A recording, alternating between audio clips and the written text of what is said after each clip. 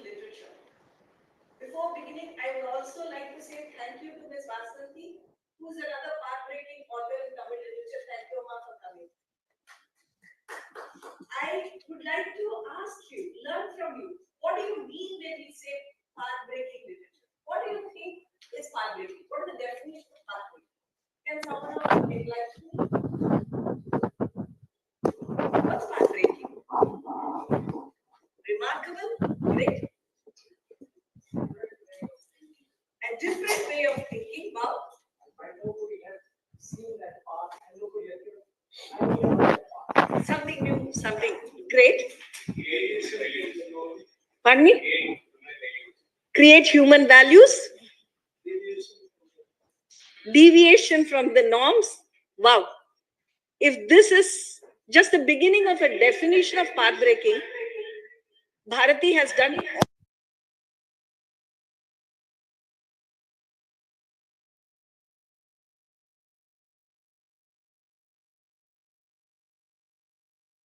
Bharati's contribution to literature is simply that he democratized Tamil.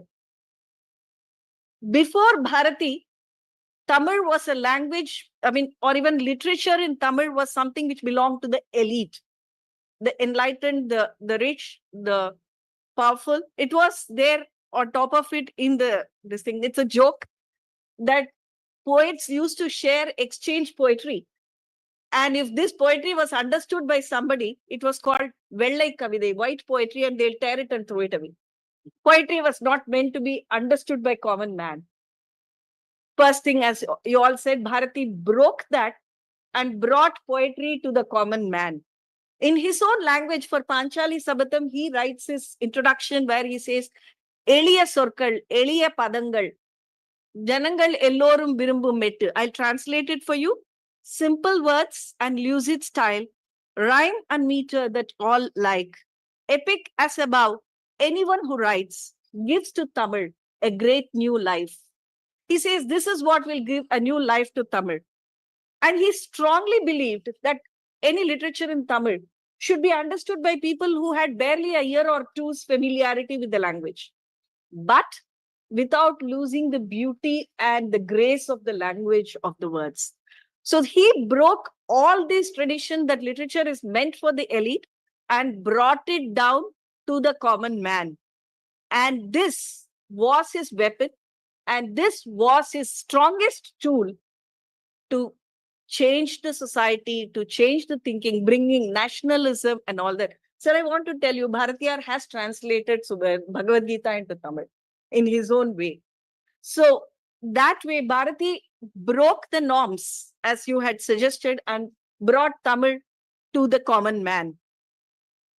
Just to sum it up, Tamil that promenaded among the elite came to dance in every road and street. Words that serenaded only gods and queen was now for all to learn and read. This is his first contribution, path-breaking contribution to Tamil literature. Second, someone said the path which nobody has seen before. That was definitely what Bharati's another major contribution was. As I said, he simplified it, but when he did it, he created his own style. He actually he was very versatile. Many of you know, he was not just a poet, he was a novelist. He wrote short stories, he was a journalist, he was a cartoonist, public speaker, name it, he has done it. And he was conversant, he could traverse all these genres with complete elan. So that was his strength. And when he did this, it was simply because he had command over the language, was all self-taught, and that he used to his best. He had taken concepts from Sangam literature, brought it to simple language. For example, Avayar's Atichudi. He made Pudi Atichudi, which was prescribing norms for today's India, and put it in very simple terms for everybody. He starts saying Acham Tavir, avoid fear. So that is how he starts with his assertiveness. He brought his own genre to everything. Not only that, he took folk literature. Like, for example, you have Kumbi, folk dance, where you have those, you clap and then dance. he brought in the concept of women emancipation using a folk literature genre. Again, what the cart drivers use, Vandikar and Patu, what the car drivers sing when they are driving down in the night. He used that and propagated what values needed to be given for the society at his time of life. Again, he created a new genre, Vasana Kavidai. The first time free verse was written in Tamil was in Bharati's time. And these were not just simple prose converted into small verses, but these were highly spiritual, deep literary work. So I could go on and on about what Bharati did. He created new rhymes like Sandam. He played around with Sandam very great deal. He was a musician. So the rhyme and meter in his poetry was there for everyone to appreciate. Like there is something called Palli Elchi where you pray to God to wake him up in the morning. He just said, okay, why should it be only for God? He made Bharata Mata Palli Elchi. He said, okay, he will sing a waking up song for Mother India. So that this has to be done by this tradition was not his way of doing things. He made his own rules as he went by. So that was his second contribution. The third biggest contribution, I would think, is creating a genealogy in literature in his name. Even when he was alive, he had people who literally worshipped him for his literature. We had Bharati Dasan who changed his name and said he was Bharati's Dasan. And Bharati Dasan had his disciple who called himself Surada. So basically, there is a genealogy, and even someone as late as Kannadasan in 1980s said that Pandor Kamban Bharati Dasan Solladadu Sila Sollida Muneven. I will try to do something which is different from what Bharati said.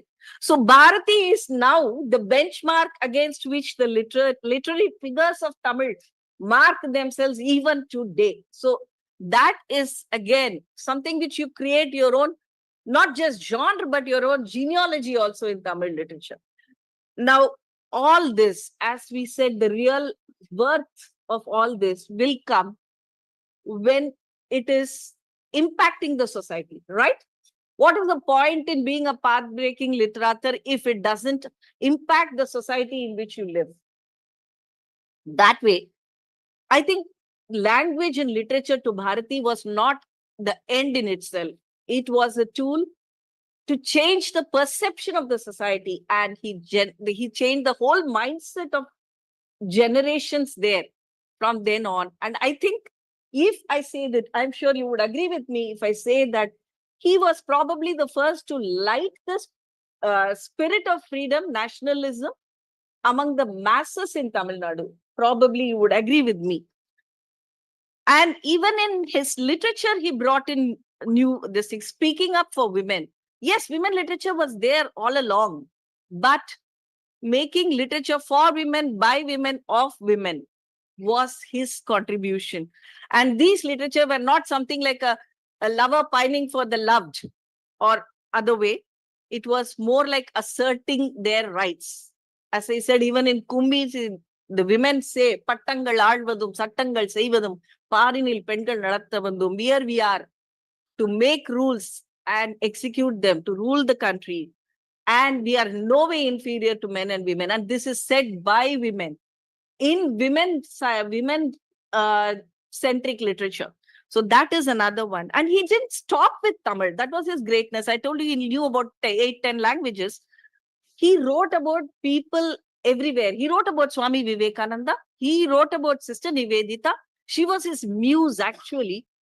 And he wrote about Tilak. He wrote about Mahatma Gandhi. In fact, he written about Dadabhai Nauroji. And one of his statements is that every mother in the country should have a child the like of Dadabhai Nauroji. I am not very sure even this much passion would have been there even among the people, Marathi-speaking people, for Nauroji. That much of passion he showed for his literature. He wrote not just about literature, Tamil nationalism. To call him a nationalist poet is actually not really the canvas, completing the canvas he talked about Russian Revolution, French Revolution, the status of laborers in Fiji. I mean, there was nothing he didn't talk about: education, industrialization, women, environment. nothing much he didn't, he left behind for others to write about. So there was something, so much he had, his canvas so wide. And his thoughts in each of them was for the whole, they had a whole lot of things to think about. The people of his generation had a lot of input from Gandhi, Bharati ji. Music, dance. I mean, he was a composer himself. So he would set the tune and ragam and talam for his songs. And today, even today, all the classical music, film music, we still have Bharati there. I think of all this, the biggest contribution that anybody could do, I will say this is the biggest major contribution, is that he was a visionary. Dirga Darshanam, as we call it. He was a visionary. He died 16 years before India got freedom. But he already declared freedom for India when he was alive. And he celebrated, Aaduvome, Pallu Paaduvome, Ananda Sudandiram Adendu Vittom endru. He just celebrated. And he didn't stop there. He had actually given the manifesto for modern India. He has said, yes, I think even Prime Minister had quoted it in that when he released that book, Kalavarisail Bharati in Padaipugal. He, in fact, quoted this, stating that he said, we will make weapons, we will make paper, we will have industries, we will have international trade along our coast. We will build and we will go to the moon, we will go to the depths of the ocean, we will do all this. We will build temples. He had actually a whole agenda set. He talked about the interlinking of rivers. He talked about connecting people by roads. He talked about exchange of cultural exchange. Kasinil Pesi, Aringer Uraidan, Kanchi. I mean, he said people who taught, the scholars of Kanchi should, Kasi should be heard in Kanchi, the two great centers of learning in those days. So basically, there are two types of visionaries actually. The ones who say what will happen and the ones who say what should happen. And Bharati started with the first and evolved into the person. He did not just say what could happen. He said what should happen in the modern India, how the society should be, what will be the role of women, what will all of us do. It was just, I mean, he had a vision, and definitely that vision is valid even till date and will be relevant 100 years from now also. And that is what makes him a path-breaking literature. In conclusion, I just want to finish it with saying that normally poets are of two types. Intellectuals who do seek meanings and enlightenment, and poets who talk about social issues and discussion. Bharati could actually straddle both. He was an intellectual who talked about social development. He was a social reformer who was seeking the truth and spiritual enlightenment. He could do both. He had the conviction that carried through all the adversities he lived through his life. He lived in abject poverty. He had barely enough to keep his soul alive. But his words never lost their strength. They were really soaring high. He wrote what he felt, he spoke what he wrote, and he did what he wrote. That makes him what he is today, the path-breaking literature, and that makes him a Mahakavi. Thank you. Jai Hind. Yeah, thank you very much, Bhumika ji. Now we have to, because time is flying, and Manoj ji से गीता रहस्य के बारे में just to ignite, ओम पार्थाय प्रतिबोधिता भगवता नारायणेन स्वयं व्यासेन ग्रथिता पुराण मुनिना मध्ये महाभारतम अद्वैतामृतवर्षिणी भगवती अष्टादशाध्यायिनी अम्ब त्वाम अनुसंदधामि भगवत गीते भवद्वेषिणी. ये गीता भवद्वेषिणी है. ये इसका रहस्य, गीता रहस्य में लोकमान्य तिलक जी ने जिस तरह से जो सुब्रमण्यम भारती ने किया गीता के लिए, सामान्य लोगों के साथ जुड़ना, आई थिंक मनोज जी आप इस विषय को अच्छी तरह से जानते हैं, तो आपको आमंत्रित करते हैं आपके विचारों को रखने के लिए. आदरणीय सर, सभी उपस्थित साथियों, मुझे पिछले कुछ समय से मैं गीता पर ही लिख रहा हूँ। अभी मेरी पहली पुस्तक जो गीता के पहले श्लोक पर ही आई है, तो मुझे ये संयोग लगा कि जब साहित्य अकादमी ने भी मुझे गीता रहस्य पे ही बोलने के लिए कहा। ये दिलचस्प है कि तिलक ने अपनी कई पुस्तकें, द ओरायन हो या Arctic home in the Vedas हो, वो अंग्रेजी में लिखी, पर गीता रहस्य के लिए उन्हें एक भारतीय भाषा, उन्हें अपनी मातृभाषा ही उचित जान पड़ी। वो इसलिए भी था कि गीता के शब्द एक भौतिक निर्मित नहीं है, एक सांस्कृतिक सृजन है, जिसे आज रोला बार्थेस जो है spiritual glory of the text कहते हैं। उसकी रक्षा किसी पराई भाषा में नहीं हो सकती थी। इसलिए 1915 में जून माह में गीता रहस्य के पहले संस्करण के छपने के 1.5 वर्ष के बाद ही हिंदी और गुजराती संस्करण आ गए थे। 1919 तक तेलुगु और कन्नड़ संस्करण भी आ गए थे। 1924 में बंगाली और तमिल संस्करण भी आ गए। अंग्रेजी अनुवाद आते आते 1936 का समय हुआ, इतनी देर हुई, क्योंकि गीता में शब्दार्थ के बहुत से ऐतिहासिक, पौराणिक और सांस्कृतिक प्राकट्य थे, और उनका सफल संवहन जो है वो भारतीय भाषा ही कर सकती थी। शायद इसीलिए जूलिया क्रिस्तेनोवा ने भी पाठ की सांस्कृतिकता की बात की है, जब वो सिद्धांत उन्होंने प्रतिपादित किया था कि the text is not an individual isolated object but a compilation of cultural textuality. Gita Rahasya में को मुझे लगता है कि तिलक की अंग्रेजी में अच्छी गति थी और जेल में उन्होंने जर्मन और फ्रेंच भी सीखी, फिर भी गीता रहस्य की अभिव्यक्ति के लिए उन्हें अपने दूध और रक्त की भाषा ही श्रेयस्कर प्रतीत हुई। एक महत्वपूर्ण बात है जिसको शुरू में ही मैं रेखांकित करना चाह रहा हूं। नारायणी धर्म का एक श्लोक है, उसको उद्धृत करते हुए गीता रहस्य के 12वें प्रकरण में तिलक ने कहा है, एकांतिनो ही पुरुषा दुर्लभा बहवो नृपा, कि वाकई तिलक जैसे पुरुष जो है दुर्लभ ही थे, लेकिन जो मेरे आंख अटक गई वो एकांतिनो शब्द। गीता जब कही गई तो वो एक जियोपॉलिटिकल मंच था, एक भू राजनीतिक मंच था, सार्वजनिक मंच था, लेकिन गीता रहस्य जब लिखी गई तो मांडले जेल का एकांत प्रकोष्ठ था, सॉलिटरी कन्फाइनमेंट। कृष्ण जेल में ही पैदा हुए थे, तो उनकी गीता की युगांतरकारी व्याख्या भी जेल में ही होनी थी। जिस तरह से मंडाले जेल में तिलक ने गीता रहस्य लिखी, उसी जेल में रहते हुए लाला लाजपत राय ने मैसेज ऑफ भगवत गीता लिखी, उसी मंडाले जेल में, मांडले जेल। मनुष्य की मूलभूत मुक्ति का यह ग्रंथ जो है कैद में आस्था की एक मनोविकासकारी जो भूमिका का निर्वाह कर रहा था। यानी फांसी के फंदे पर चढ़ते समय मदनलाल ढींगरा के हाथ में गीता थी, जिनके अंतिम शब्द थे कि देश की सेवा श्री कृष्ण की सेवा है। यही गीता खुदीराम बोस के हाथ में थी, उनके भी पहले दामोदर चाफेकर के हाथ में थी, हेमू कालानी के हाथ में थी जब वह फांसी चढ़े, रोशन सिंह के हाथ में थी, और राजेंद्र नाथ लाहिड़ी के हाथ में भी थी, जिन्होंने अंतिम समय में कहा कि मृत्यु शरीर का परिवर्तन मात्र है और पुराने कपड़ों को फेंक कर नए कपड़े पहन लेने जैसा। बिल्कुल वही प्रेरणा, यथा विहार वासंसी जीर्णाणी यथा विहाय वाली। तो फांसी पर चढ़ने की पूर्व रात्रि गीता पढ़ने वाले रामप्रसाद बिस्मिल हो या भगवत गीता के नित्य पाठी मर्मज्ञ यतीन्द्रनाथ मुखर्जी हो, गीता का कारागृह से कोई विशेष रिश्ता।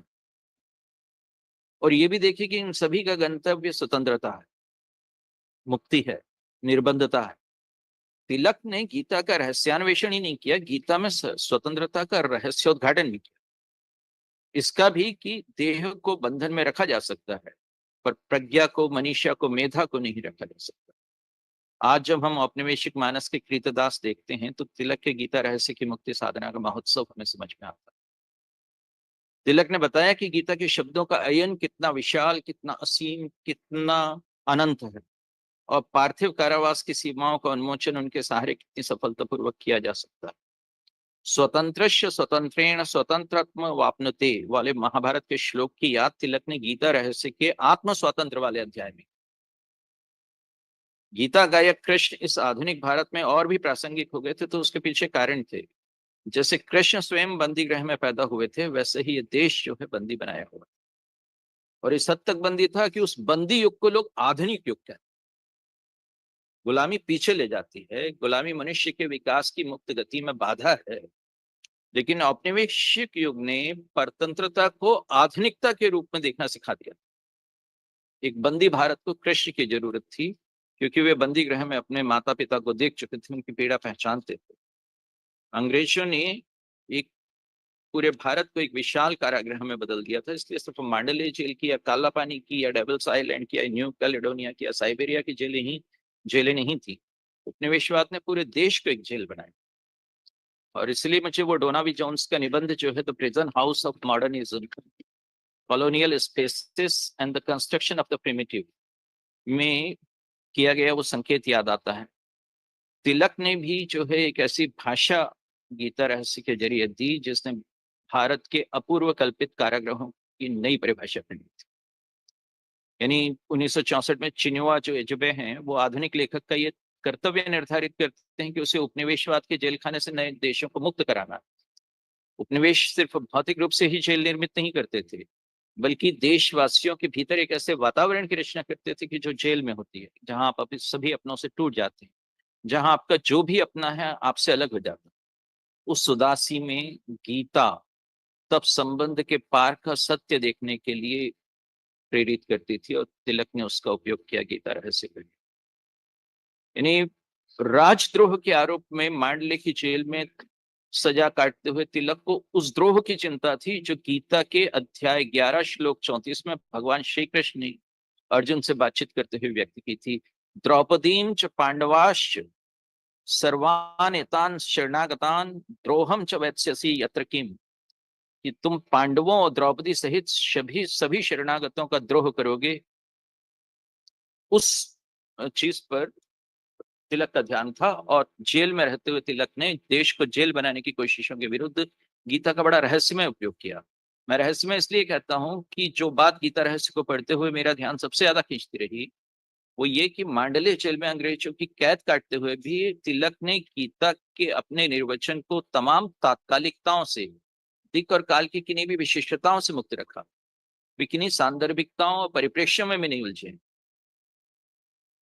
मैं तिलक को यूं समझ सकता हूं कि दरअसल उन्हें स्वयं गीता की टीकाओं में संप्रदाय सिद्धि की प्रवृत्ति पर भी आपत्ति थी। उन्होंने अपनी पुस्तक की प्रस्तावना में कर जो उसके पहले जो गीताएं लिखी गई थी, तो पहले तो प्रस्थानत्रयी का अंग थी, तो बिना गीता पर काम किए आप आचार्य नहीं हो सकते थे। तो लेकिन काम हो रहे थे, कभी अद्वैतवादी दृष्टि से काम होते थे, कभी द्वैतवादी दृष्टि से होते थे, कभी द्वैतवादी दृष्टि से होते थे, कभी विशिष्टाद्वैत के हिसाब से होते थे। तिलक ने वो संप्रदाय सिद्धि जो है उसकी प्रवृत्ति पर आपत्ति की, और गीतार्थ का विशदीकरण उन्होंने जो है एक आवश्यक कर्तव्य की तरह देखा।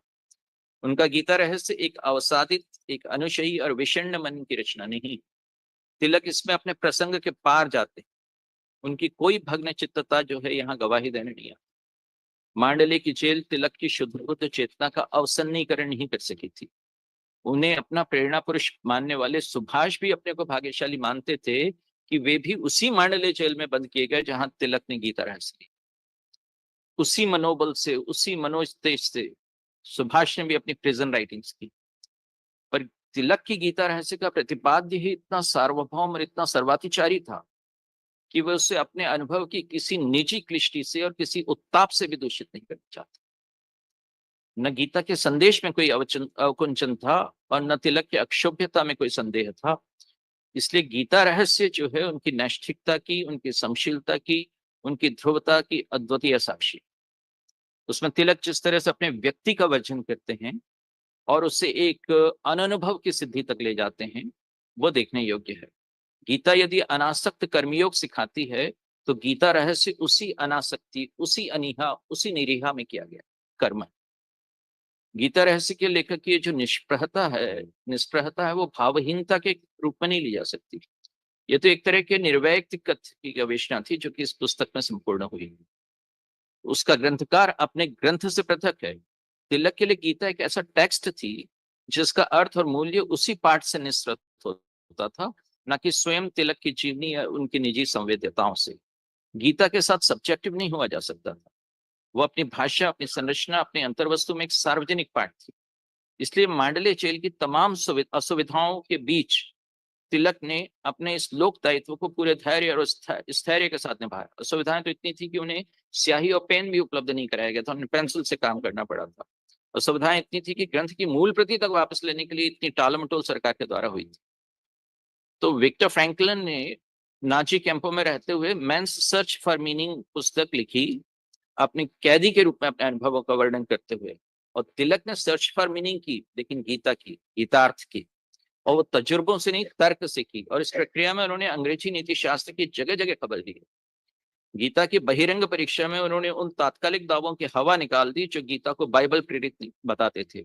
मांडले जेल में अपनी इस नाना पुराण निगमागम सम्मत पुस्तक को लिखने में उन्होंने पुणे से 350 से ज्यादा पुस्तकें बुलवाई थी। इसलिए उनका गीतार्थ जो है उनके बहुअधीत अध्यवसाय की परिणति है, जिसमें वे बहुत से भ्रामक झिन्नाओं को ध्वस्त करते चलते हैं। उनका गीता रहस्य कर्मयोग का ही नहीं, कर्मोत्साह का है। वे स्पष्ट कहते हैं कि वासना का क्षय हो जाए तो भी कर्म नहीं छूटते। अपने गीता रहस्य का उपनाम उन्होंने इसलिए कर्मयोग शास्त्र रखा था। शंकराचार्य का गीता पर भाष्य ज्ञानाधारित है, रामानुजाचार्य का भक्ति आधारित, लेकिन कर्म योग पर आधारित जो है भाष्य वो गीता ने लिखा। और आज जबकि तिलक को वामाचार्यों द्वारा एक पुनरुत्थानवादी की तरह बताया जाता है और भारतीय राष्ट्रवाद को अंग्रेजी नेशनलिज्म से समीकृत किया जाता है, तब हमें याद रखना चाहिए कि कैसे हमारे स्वतंत्रता संग्राम को तिलक ने अपने जातीय स्मृतियों के पुनर्गठन के जरिए उस समय एक नई चेतना दी थी, जब शिक्षित भारतीयों द्वारा अंग्रेजी राज्य को an act of abundant mercy of divine Providence बताया जा रहा था। गीता रहस्य के लेखन से पहले तिलक ने गणेश मंडपों, गणेश जुलूसों के जरिए जो है भारत मनुष्यता के मूल और दृष्टि की मौलिकता की स्थापना की थी। जब लोग greatest gift of providence to my race के रूप में राज को बता रहे थे कि मेरी जात को नियति की सर्वोत्तम भेंट, तब तिलक ने वो चेतना जगाई जो गणेश जी की मोदकों को जो है वास्तविक गिफ्ट मानती थी। जब Lord Rosebery writ by the finger of the divine में साम्राज्यवाद का औचित्य खोज रहे थे, तो वे भारतीयों को वो संस्कार दे रहे थे जिसमें अपनी गरीबी को भी ईश्वर इच्छा मान लो। तब गणेश और गीता के कृष्णार्जुन के रूप में तिलक ने प्रतिरोध और संघर्ष की चेतना को भारतीय चित्र में बोया। गणेश देवताओं से लड़े थे तो इन लॉर्ड्स से भी लड़ना जरूरी हो गया था। जब ब्रिटिश राज्य की अधिकतम आलोचना यह कहकर होती थी कि अन ब्रिटिश शासन है, तब तिलक ने बताया कि गीता रहस्य में भारतीयता के निहितार्थ क्या है और क्यों बार बार भारत भारत भारत शब्द का प्रयोग गीता रहस्य में किया गया, गीता में किया गया। Thank you very much. देखो ये पाथ ब्रेकिंग का कैसा नया अर्थ निकाला कि जेल से, प्रिजन से कैसे अहम त्वाम सर्व पापेभ्यो मोक्षयिष्यामि भारत। तो ये इस तरह से पाथ ब्रेकिंग का अर्थघटन करके गीता रहस्य का रहस्य आपने उद्घाटित किया। बहुत धन्यवाद। और अभी करबी डेका हजारिका, मैडम आपको रिक्वेस्ट है कि जो भक्ति मूवमेंट के माधवदेव और उनकी महान कृति नाम घोषा और उनके बारे में आप हमें प्रकाशित करें। करबी डेका हजारिका जी। Yes. सबको नमस्कार। रिक्वेस्ट है कि आपका सब माइक ऑफ करना पड़ेगा क्योंकि शी इज ऑनलाइन, तो she has to be audible. Thank you. Namaskar. Can you hear me?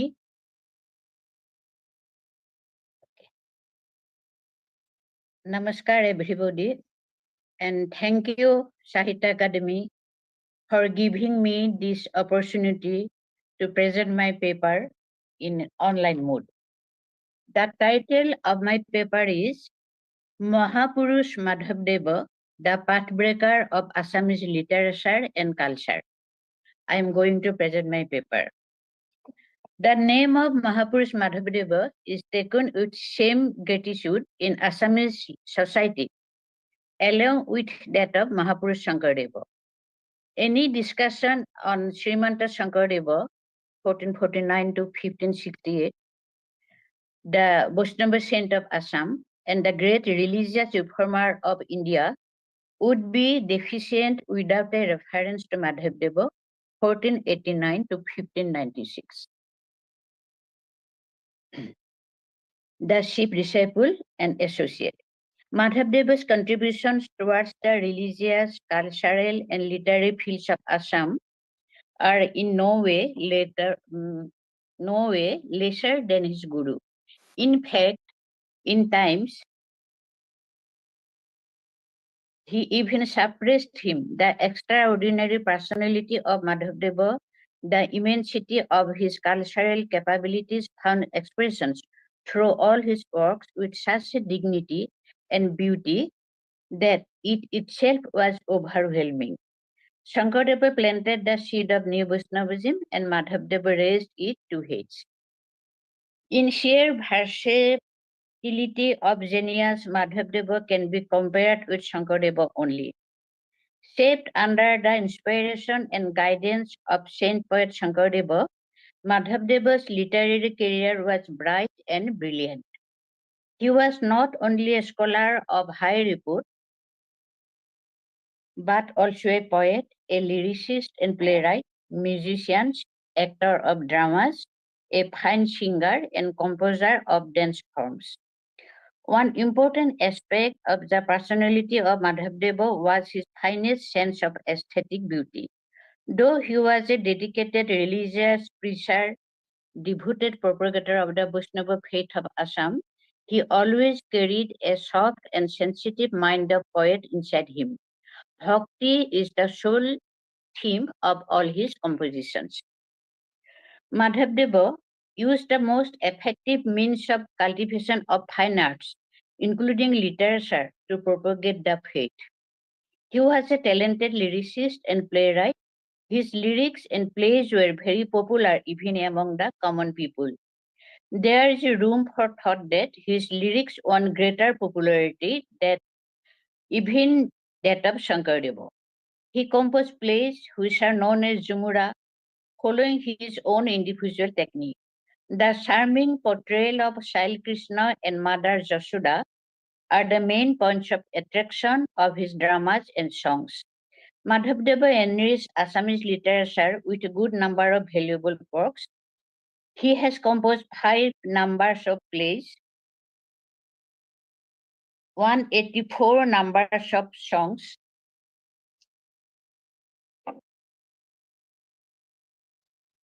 2 kavyas, translated the Ramayana Adikanda. Among these, the Namghusa is regarded as the most superb in thought and expression. It is definitely a path-breaking work of Assamese literature. The Namghusa, the greatest monumental work of the saint's literary life, is one of the 4 scriptures, that is Sariputhi, we call, one of the 4 scripture of the Vaishnavas of Assam. This book is an excellent combination of philosophy and music, and also equally rich in literary merits. The philosophical aspect of the Namghusa are based on the Vedanta. The main formularities of the Mahapurusha Vaishnavism of Assam, such as Avatar Vada, revelation through incarnations, Prasada, that is idea of divine grace, the supremacy of devotion over knowledge and ritualism, the precedence of Sarvana and Kirtana, the efficacy of good companions, that is Satsanga, the surrender to one God and faith to no one absolute faith, the surrender to one God and faith to one absolute through the rejection of polytheism, Akesharvad, have been magnificently explained in diverse ways in different verses of the Namghusa. In the very first verse of the scripture, Madhavdeva says, I bow down to the devotee who has no desire even for final beatitude. Muktito nispriha jitu, sehi bhakataka namo, rasamai maguhu bhakati. I pray for that devotion which is full of ineffable bliss. I adore such Lord Jadupati, as is the crown jewel of all heads, as in the command of his own devotees, Bhakta Vatsala. It can be summarized that Madhavdeva has placed Bhakti in a higher position, even that of Bhakti, Mukti. Madhavdeva, like his Guru Shankaradeva, followed the path of Daisya Bhakti, taking oneself to be the servant of God and rendering services to God in body and mind is the ideal of the Mahapurusha Vaishnava religion of Assam. Out of different forms of bhakti, Shankaradeva and Madhavadeva gave importance to Daisya form, in which the devotee considered himself to be the servant of God. Now, Dhammaghosha Madhavadeva is an unique expression of Daisya bhakti. The poet devotee has addressed his object of worship in various forms after establishing a bondage of a close relationship with such terms of kinship as Shakha, companion, Suhrida, best friend, Priyatama, dearest one, etc. He accepted God as his Natha, master, and finally surrendered him at God's feet as his Bhrita. He called himself the Bhrita or Dasa. The scripture is full of literary beauty. Verses are made beautiful with Madhavdeva's soft and deep sentiment and the reflection of the great personality. Most of the Ghosa verses can be classified as good poems. They can be compared to a fountain of very genuine feelings of a mystic poet. The mystic sees everything as blissful and beautiful. The search for the origin of the beauties at the form of a single self. The pain experienced in the process of the search makes the mystic impatient and tortured. This painful period can be said to be the dark night of the soul, Atmara Andhara Rajani. In every saint and mystic's life, this dark night comes. Madhavdeva has crossed this darkness and discovered his Priya Parama Devata, his Priya Atma, dear soul, God Supreme. There he found the endless source of supreme pleasure. Hori tumi Ananda Hindu, Hamo Bhikhari, Magu Eko Bindu. Hori, thou art the sea of joy, and I am but a beggar praying for a drop of it. After many a hide and seek, getting the desired one near, Madhavdeva's heart cries out, Muko Nosai Riva Narayana. Narayan, do not forsake me this time. Hori, verily do I take refuge in thy lotus feet. This do not forsake me tune has given the mystic task to the Namghosa. Madhavdeva, therefore, is the pathbreaker of Assamese mystic poetry or Rahasyabadi Kavita. Madam, you may wind up in next 2-3 minutes. Okay, sure. The Vaishnava music and dance of Assam owe a lot to Madhavdeva. He composed good numbers of songs which are based on ragas and talas. He was a person of highly artistic temperament and sensibilities. Like his guru, he also had sound knowledge, both practical and theoretical, of music and dance. His dramas were most musical in style and presentation. I am going to conclude.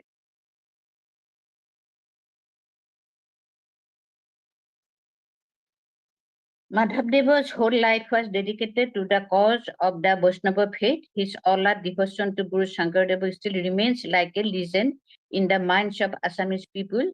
His aims was, as Lakshmanath Besbara points out, to purify Hinduism from within.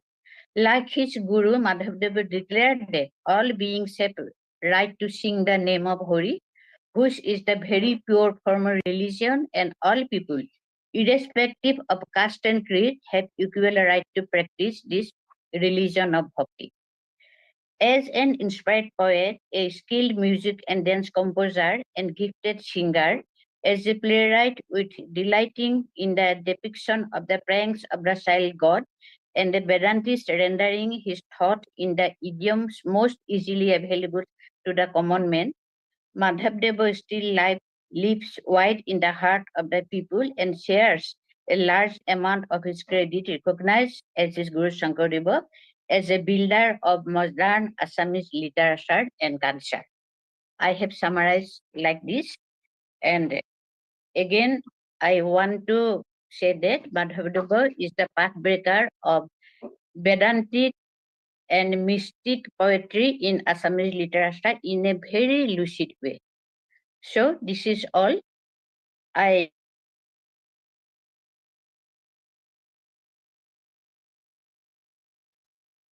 Thank you. I think she's offline. So once But she has already. Thank you very much, madam. Wonderful. So let's come back to Bhagavad Gita again. But this time, Gyaneshwari, संत ज्ञानेश्वर. जैसे हमने सुना तिलक जी ने लोगों के लिए भगवद गीता का अर्थघटन किया.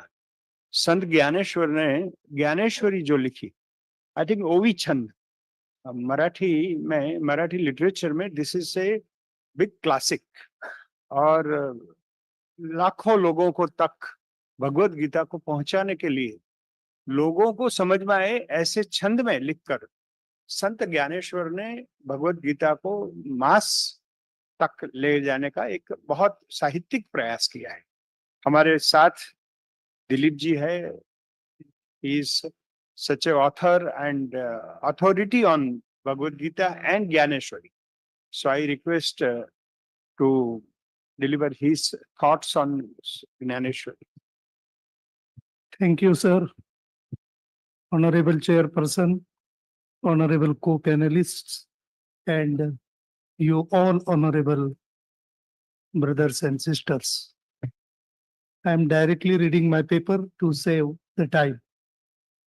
Before directly dealing with the proposed subject, let me first say a few words about Sant Gyaneshwar. He was said to have been born in the year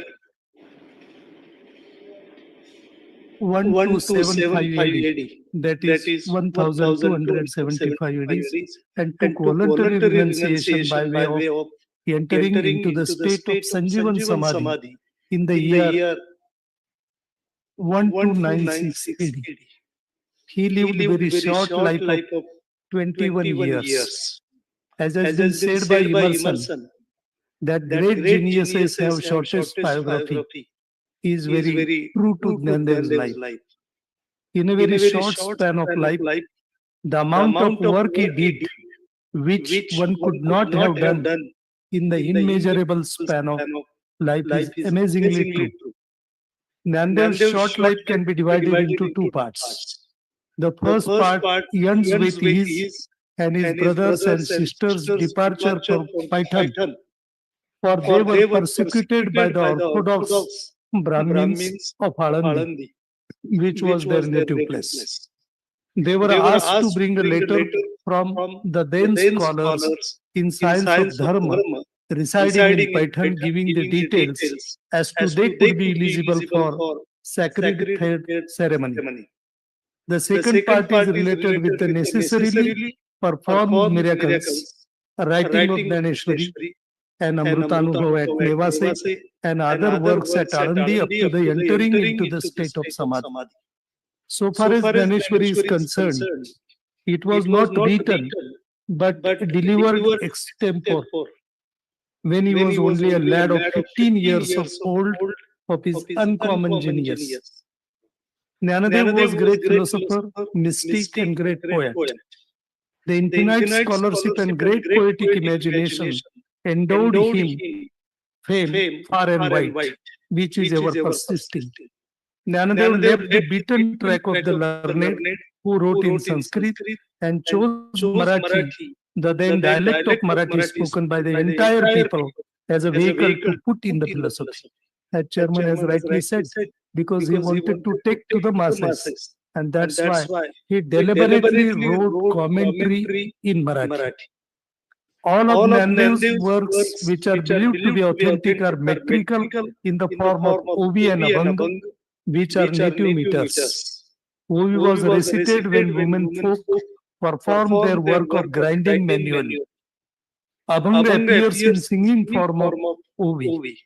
Sharandhar, who was a Sanskrit scholar, and he was residing at Devgiri Fort, has defined the grammar of Ovi and Abhanga in his work entitled Sangit Ratnakar.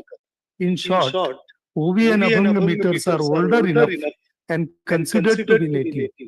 Jnanadev has confidently said that my Ovi would entwine both Marathi meter and the content of Bhagavad Gita in Sanskrit. Professor S.V. Dandekar, who was a great scholar, equally scholar of Nanda and Plato, has pointed out that Cicero said of Plato that he alone of all writers had endowed philosophy with the glory of style. But had Cicero the opportunity to read Nanda's philosophical writing, he would not have referred to Plato as the only one who had achieved this distinction. Now let us move to Gyaneshwari as to how it is path-breaking one in Indian literature. The authentic works attributed to Jnanadeva are chronologically Gyaneshwar, Amrutanubhav, Sangam Pasashti and Abhangas. Some scholars are of the opinion that Jnanadeva had written Abhangas right from the beginning and then on from time to time.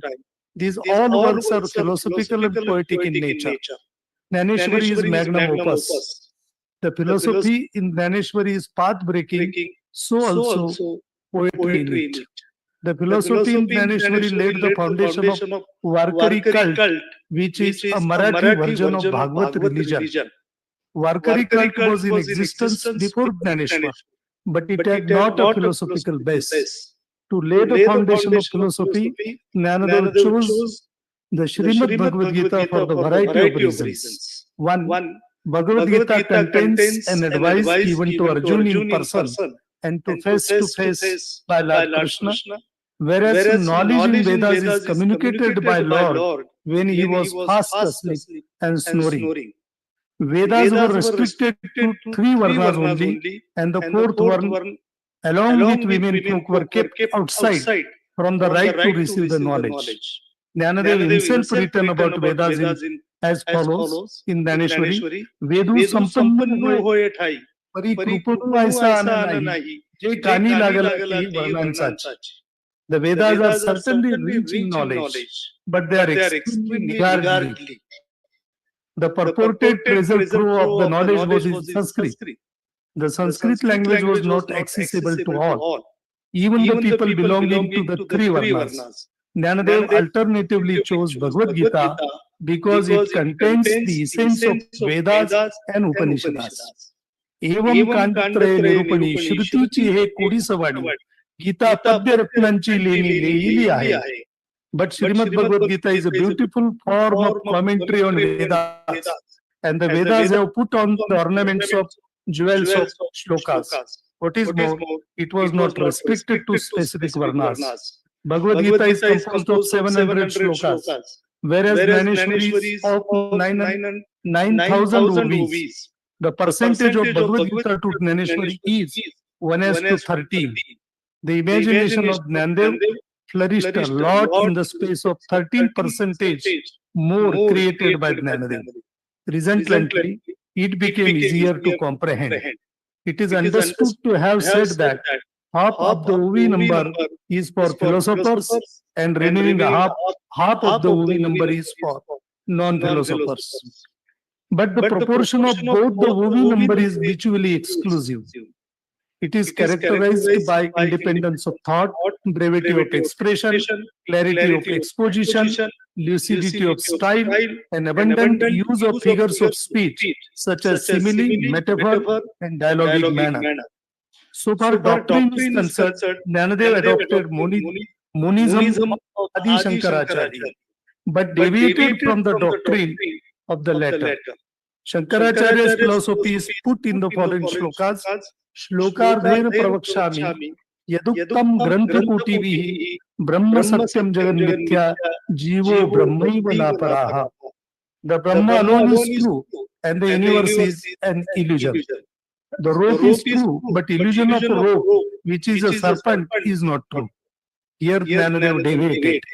He accepted that Brahma is true, but vehemently denied that the word is an illusion. According to him, the word is also true, because it is the aura of Brahma. Brahma adorns himself out of sheer love of himself. The beauty of adoration is seen in the form of the world. That this deviated doctrine is said to be Chidvilasvad. Chid is Brahma, and Vilas is the playfulness of Brahma.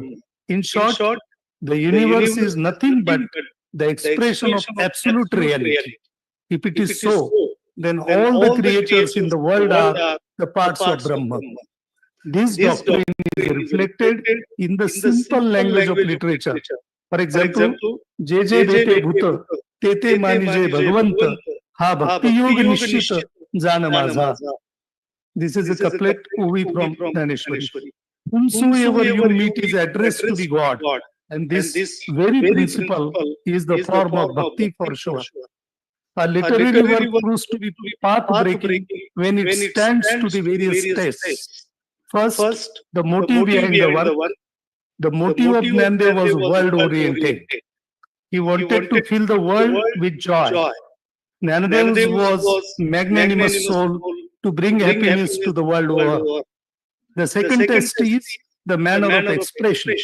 In the days of Gnandev, the books on philosophy and religion were invariably written in Sanskrit language, but they were unintelligible to the masses. As Sir has rightly said, Gnanadev himself was scholar of Sanskrit, but his heart was nearer to ignorant than the knowledgeable ones. So he firmly decided to write commentary on Geeta, which was not restricted to specific varnas only. On the other hand, it was for those who were deprived of spiritual knowledge. He used Maharashtra Prakrit to write commentary so as to be availed easily. Gnanadev has rightly said that मराठीची या नगरी ब्रह्मविद्येचा सुकाळू करी घेणे देणे सुखची worry हो देई या जगा. Let the city of Marathi language filled with exceedingly plentifulness of spiritual knowledge, so that the mercantile of happiness will be cheap and customers in this market will give and take any amount of happiness they want. Gnanadev was sant on par. He preached bhakti in a very simple way. The recitation of name of God while doing whichever work you are required to do is the bhakti. This path created by Gnanadev was paved by his successive fellow sons. Gyanadev's concept of bhakti is also path-breaking. To get it clear, let us have a comparative view of concept of bhakti of acharyas prior to Gnanadev. Bhakti, according to Shankaracharya, is meditation upon one's supreme self. Ramanuja takes it to be continuous meditation accompanied by the practice of 8 yoga processes. Bhakti leads to mukti. The alternative path is being prapatti or self-surrendering. According to Madhva, bhakti is a method of service and is the perception of Hari. Vallabha themes Pushti Bhakti as supreme. The frame of mind generated by such a kind of devotion is desire of attainment of God to the exclusion of everything else. The fruit of devotion is an admission of Golaka, where one can participate in the eternal sport of Krishna. Shankaracharya, Ramanuja, Madhva regard bhakti as a means to mukti, though their conceptions of mukti differ from one another. Vallabha rejects the 4 kinds of mukti and considers bhakti as a superior to all. But this Pushti Bhakti has its fruit in the ideal world where God's divine sport goes on eternal. Now the last point, Gnanadev's conception of bhakti differs from all of these acharyas. He does not think of bhakti as a means of mukti. He rejects the ideal of bhakti as a means of mukti. He rejects the ideal of mukti also. The realization of bhakti does not require the renouncing of this world. It can be realized in this very life. God's eternal play is not going in some ideal plane as Vallabha believes, but is going on this very world. The world is nothing but the manifestation of God's eternal sport. This is Chidvilasvad, which we have seen earlier. Gnanadev gave prominence to Shantarasa, which is positive feeling of deep devotion. Nama Bhakti is superior to all means of bhakti because it is accessible to all, is the ideal of Gnanadev and other santas. Varkari cult is still alive for 900 years only because of this hypothesis. Gnanadev asked for Pasaidan, a simple movie. To the absolute reality is uncommon. A representative verse is enough to prove Durita Chati Mirzao, Vishwas Padarma Surya Paho, Zoze Vanchil Totela Pranija. May the darkness of the sin disappear and the sun of true religion shines upon the world. May all the desires of all living beings be fulfilled. This compassionate attitude of Jnanadev is unique and hence path-breaking. Thank you very much. Thank you very much. It's wonderful. Avyaktadini bhutani, vyaktamadhyani karata. That is how Arjuna was told. And now we have started with Mahakavi. We go to Anand Math, where Bankim Chandra Chattopadhyay ji has really the rebellion sannyasis were narrated in such a way that it has become a everlasting and Kalajayi kriti jisko bolte hain. तो स्वामी शास्त्रज्ञानंद जी को मैं विनती करता हूँ कि आप हमें प्रबोधन करें. My namaskar to Chairperson sir, all the eminent speakers and this August audience. I also convey my heartfelt regards to Sahitya Akademi for giving me this opportunity to present my thought on this particular topic. 19th century India has witnessed an epic socio-cultural transformation. Indeed, time was stalled by influencing advents of legendary personalities. Society was enthralled to eye the huge resurgent webs of conflicting ideas. Religion and culture were resurrected out of the phoenix ashes of yesteryears. It was a renaissance revolution of Indian history, which saw its articulated expression through several literary creations of unfathomable impact. Bankim Chandra's Anandamath is a well-preserved jewel in Bengali literature's chamber of this era. 5 editions of Anandamath were published during Bankim's lifetime. The first edition was published in 1882. The second in 1883, followed by the third and fourth in 1886. The fifth edition was published in 1892. In the fifth edition, 2,000 copies were printed. 1,000 copies each were printed in the second, third, and fourth edition. It is unknown how many copies were printed in the first edition. This information goes on to display the impression that the book created within less than a decade of its first publishing. The subsequent freedom movement in Bengal and in India at large has proven that Anandamath was not just a novel. It became a source of inspiration, continuing to set on fire the hearts of my dear patriots steeped in the dream of freeing the country and filling them with the spirit of self-sacrifice. It's a novel which acted as an incession to Philip to Indian nationalism for the ages to come. Bankim accepted the government job as a sub-deputy on 7th August 1858.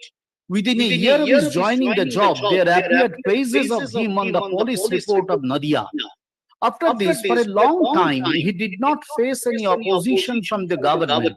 This praise of him continued to remain intact till about 1880-81's report of Bardwan Division's General Administration. Though in 1883-84, we find the Howrah collector commenting on Bankim that he was at times a little eccentric. After this also, Bankim continued to receive praises from government people, Britishers. However, ever since Anandamath was published on 15 December 1882, governmental opposition started following him about. In fact, it is a moot point whether the titles Rai Bahadur, etc. conferred on him were due to government officer Bankim or a literature Bankim. James Campbell, in his secret report called Political Trouble in India 1907-17, wrote that these armed revolutionaries adopted the name of the heroes of Bankim Chatterjee's novel of Anandamath. Their refuge in the jungle was therefore intended to be the center of a revolutionary band of children of the mother. Marquis of Jetland, in his book Aryabharta, portraying an intimate connection of the revolutionaries with the Anandamath, has written that the secret societies modeled themselves closely upon the society of children of Anandamath. No one needs to be told about how deeply the song Vande Mataram has entered into the soul of our nation. Lalit Mitra, the son of Dinabandhu Mitra, shared that Bankim himself once said to Ramachandra Bandyopadhyay, the executive secretary of Banga Darshan, that, quote, "You will not be able to appreciate the essence of this song now. If you live for another 25 years, you will then see Bengal caught up in the spirit of this song." Unquote. Vande Mataram did not have to wait for 25 years for this. In 1885, the lyrics of this song was published in the magazine Balak. In the same magazine, Harishchandra Haldar, using his brush, brought out a pictorial depiction of the language of Bankim's song. In the National Congress of 1896, Rabindranath sang Vande Mataram. Like this, Anandamat of Bankim acted as the influencing power on all aspects of a nation's history during a specific time period. There has taken place a lot of speculation in trying to figure out the material that acted as the inspiration for Bankim to write Anandamat. In this respect, Bankim himself provided a well-known justification in the advertisement of the novel Devi Chaudhurani, published in 1884. There he wrote, quote, "After the publication of Anandamat, many wanted to know if there was any historical foundation of that book. While the Sannyasi rebellion is historical, there was no special need to make the readers cognizant of it. Thinking thus, I made no attempt to do so. It was not my purpose to write a historical novel, so I chose not to make a presentation of historicity. Now, looking around, I feel a desire to acquaint the readers a little with the Sannyasi rebellion in the future edition of Anandamat." Unquote. Bankim kept up his promise. In the third advertisement of the novel, we find Bankim writing, quote, "This time, the real history of Sannyasi rebellion has been quoted in the appendix." Unquote. The incident of Sannyasi rebellion was found to have been quoted from two books. These books were: one, Memoirs of the Life of the Right Honorable Warren Hastings by Revered G.R. Glegg, and two, Annals of the Rural Bengal by W.W. Hunter. However, the later researchers could not agree with Bankim's opinion in this regard. The historian Jadunath Sarkar, in his historical introduction to the centenary edition of Anandamat, completely rejected any connection whatsoever of the mendicant sannyasis of the Sannyasi rebellion with the children in the Anandamat. Ramesh Chandra Majumdar too, in the third volume of his book, The History of Bengal, clearly wrote that there was no historical basis that acted as the inspiration of the life and ideal of the children as depicted in the Anandamat. The interesting thing is that much before this important assessment came from these two historians, Chandranath Bosu, the librarian of Bengali Library, and also quite close to Bankim, wrote in Bengal Library's report published in 1883, quote, "But Babu Bankim Chandra Sannyasis, though possessing high religious culture, are not sannyasis of the ordinary mendicant type. Not are they the mere bandits or robbers, which Dr. Hunter's sannyasis were." Unquote. So, it is the obvious that try as Bankim may to indicate a historical connection of Anandamat with Sannyasi rebellion. The historians are unwilling to accept such a thesis. Chittaranjan Bandyopadhyay, another researcher on Anandamat, has tried to show there was an influence of Vasudev Balaban Farke on Anandamat. Farke was born on 4th November 1845 in the Kolaba district of Maharashtra. The ghastly form of British exploitation pierced his heart. Leaving his government job, Farke, along with some of his friends, dreamt of freeing the country. To some, he was the sannyasi of Kashi, and to some others, he was the second Shivaji. Vasudev could not see the fulfillment of his dream. Sentenced to lifelong imprisonment, he was transported to a jail at Aden. He died there on 17 February 1883. In the freedom movement of Maharashtra and by extension that of India, Vasudev's death did not go in vain. He remained as a living inspiration in the history of the whole nation. The children of Bankim Chandra's Anandamath verily wanted to erect an open stage for such types of self-sacrifice. Yet we have not in our hands any stone-cast evidence with which we can reach the uncontroverted conclusion that there is a direct connection between Anandamath and Vasudev's life struggle. Bankim surely knew about the life of Vasudev, a life of heroic struggle that did not bend before any obstacle, and that which knew no fear of death. That said, we cannot say that we have a sure proof that it was that life itself out of which the substance of Anandamath was hewn. It seems that Bankim historically felt within himself an urge to create a different type of literature. He was an offspring of historical 19th century that was racked with uncertainty. His literary self precariously balanced on the line between the declining Islamic authority and the budding European supremacy. At times found itself subjected to self-doubt. The British imperialism as of then painted a picture of hope before the eyes of the 19th century Bengalis. In particular, the educated people from the small towns and suburbs were not as yet capable of thinking that it was a worthwhile idea to be freed from the clutches of this historic colonization. Such was the enhancement, such was the enchantment of certain bright sides of European civilization and culture that hardly anyone imagined of opposing it. Yet many started feeling that this new type of economic and political authority was clamping down like an iron chain on our socio-culture and religious matters, thereby destroying the natural rhythm of our national life. No imperialism can succeed without destroying the essential aspects of the subject's nation culture. The British realized this truth. Operating under this mindset, they attacked this country's religion, not hesitating to harbor the idea that the culture of this country was primeval and barbaric in nature.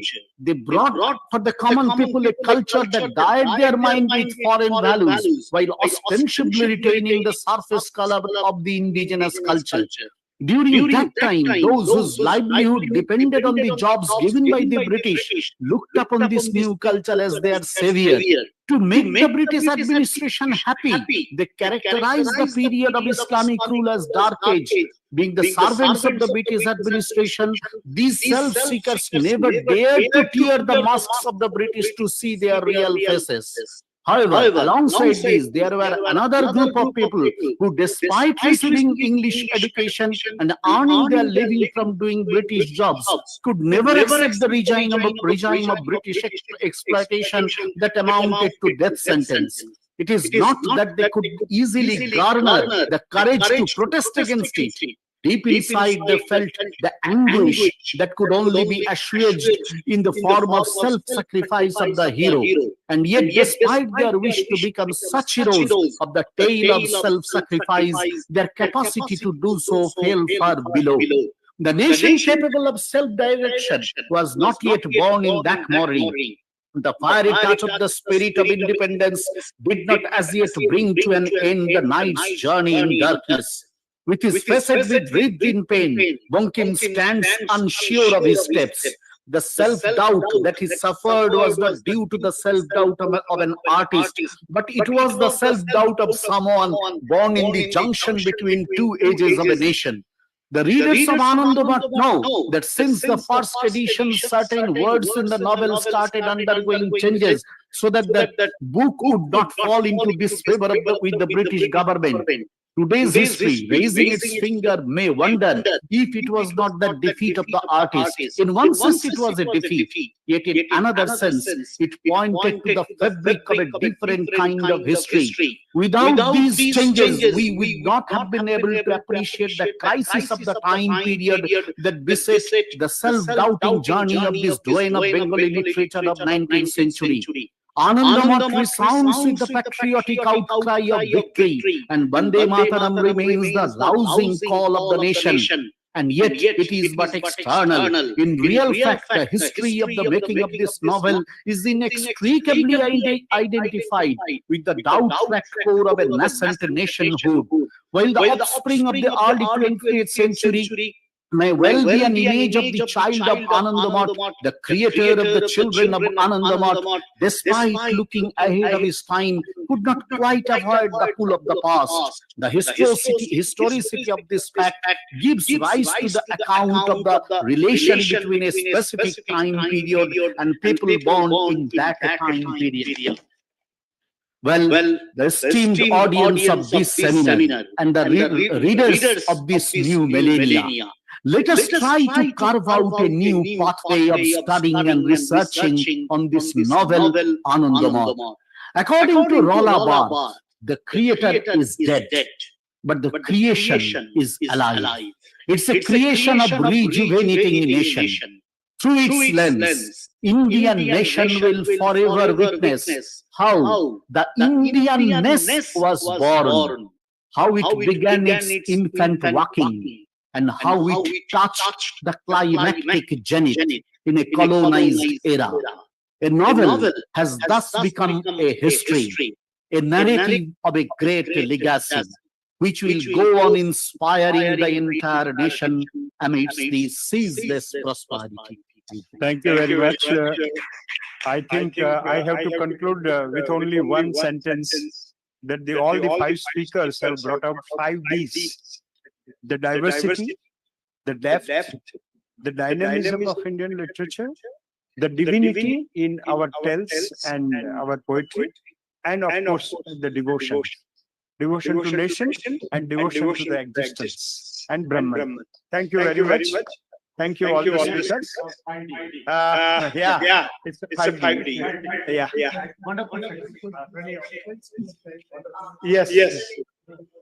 Yeah, please. Let's stand together for a photograph. I have to sacrifice. Thank